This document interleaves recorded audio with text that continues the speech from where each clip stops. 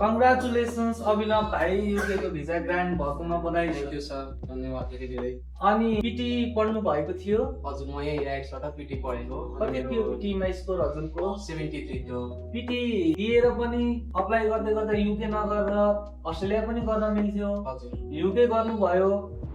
किनभने लाइक मेरो जुन कोर्स चाहेको थिएँ त्यही मैले पाएँ, लाइक कम्प्युटर साइन्स कोर्स नै पाएँ। अनि फीहरू नै राम्रै पाएको थिएँ, मतलब लाइक युकेमा फी सस्तो थियो, मेरो लागि एफोर्डेबल थियो। अनि मेरो चिने जानेको साथी दाइहरू त्यही युकेमै हुनुहुन्छ, त्यसैले मैले अस्ट्रेलिया नगरेर युके गरेँ। कुन युनिभर्सिटीमा जाँदै? Ulster university. फी कति छ हजुरको? फी रहेछ 10,700 700। अनि राइट एन्ड एसोसिएट्सबाट युके नै गर्नुपर्छ भनेर चाहिँ किन गर्नुभयो? फर्स्टली मैले धेरै कन्सल्टेन्सीहरू भिजिट गरेको थिएँ, अनि यहाँ आएँ अनि त्यो स्टाफहरूको कुरा राम्रो लाग्यो, अनि लाइक त्यो गाइडेन्सहरू धेरै पोलाइट लाग्यो मलाई, अनि त्यो प्रोसेसहरू एकदम राम्रो एसन फ्री थियो मलाई, लाइक धेरै टेन्सनहरू त्यस्तो केही पनि भएन, त्यसैले मैले एक्सपिरियन्स गरेँ। डकुमेन्टेसन कामहरू गर्दै गर्दा हजुरले कुनै केही कतै समस्या भयो कि भएन? अब अलिअलि भएको थियो, अनि त्यो राइट्स एन्ड एसोसिएट्सको स्टाफहरूले मलाई एकदम सजिलो तरिकाले गराइदिनु भयो, हेल्प गर्नुभयो त्यो डकुमेन्टेसनमा, त्यस्तो केही गाह्रो भएन मलाई।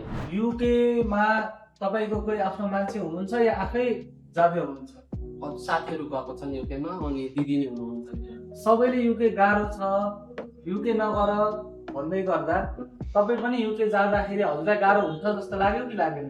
अब गाह्रो त भइहाल्छ, धेरै चारैतिर गाह्रो हुने हो, जता गए नि अब सुरुमा त गाह्रो भइहाल्छ, तर अब आफ्नो मेहनतले थाहा छ कि सजिलै हुन्छ, अलिकति गाह्रो त भइहाल्छ सुरुमा।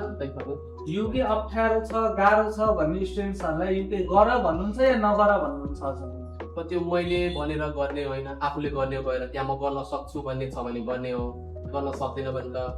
ओभरअलमा हजुरले राइट एन्ड एसोसिएट्सबाट अप्लाई गरेर भिजा आइसकेपछि अब अप्लाई गर्ने स्टुडेन्ट्सहरूलाई के सल्लाह दिन चाहनुहुन्छ? म भन्छु कि अरू कतै नगएर राइट एन्ड एसोसिएट्स आउनु तपाईँलाई, अनि तपाईँहरूको प्रोसेस एकदमै राम्ररी जान्छ, तपाईँले केही समस्या लिनु पर्दैन, ए टु जेड तपाईँलाई लाइक पिटीदेखि भिजासम्म सबै सपोर्ट पाइन्छ। तपाईँलाई यहाँ पिटी पढ्न कतिको सजिलो भयो? म त लास्ट सजिलो भयो, सुरुमा अलिक अप्ठ्यारो सेल्फ पढ्दै थियो, अप्ठ्यारो लाग्यो, यहाँ आएर अमृत सरले मलाई राम्रो गाइडेन्स दिनुभयो, अनि त्यो मेरो 73 ओभर आउनु कारणमा एउटा ठुलो हात हुनुको रहेछ, अनि उहाँले मलाई धेरै सपोर्ट गर्नु, कसरी त्यो सुधार्ने इङ्ग्लिस, कसरी के गर्ने।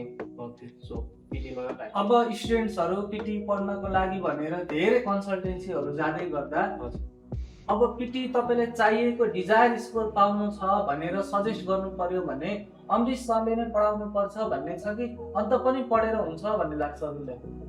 अब डिजायर स्कोर चाहियो भने अमृत सर चाहिँ पढ्नुपर्छ म भन्छु। अब राम्रै पाउनुहुन्छ, राम्रो गाइडेन्स दिनुहुन्छ, like A to Z, like तपाईँलाई केही समस्या आयो भन्दैमा कल गरेर सोद्धा जोता नै बताउनुहुन्छ। अफिसबाट काम गर्दै गर्दा डकुमेन्टेसन प्रोसेसदेखि लिएर ब्याङ्किङ प्रोसेसदेखि लिएर सबै कुरा गर्दै गर्दा हजुरलाई राइटबाट केही कुनै कुरा रेस्पोन्स लेट भयो, टाइममा रेस्पोन्स भएन भन्ने फिल भयो कि भएन? त्यस्तो त केही भएन, मैले जहिले जे नि समस्या आउँदा मैले डाइरेक्ट एकदम म्यासेज गर्थेँ, कल गर्थेँ, अनि तुरन्त रिप्लाई आउँथ्यो मलाई, यो यसरी गर्ने त्यसरी गर्ने, सबै राम्रै सुझाव सल्लाह दिन्थ्यो, टाइममै आउँथ्यो।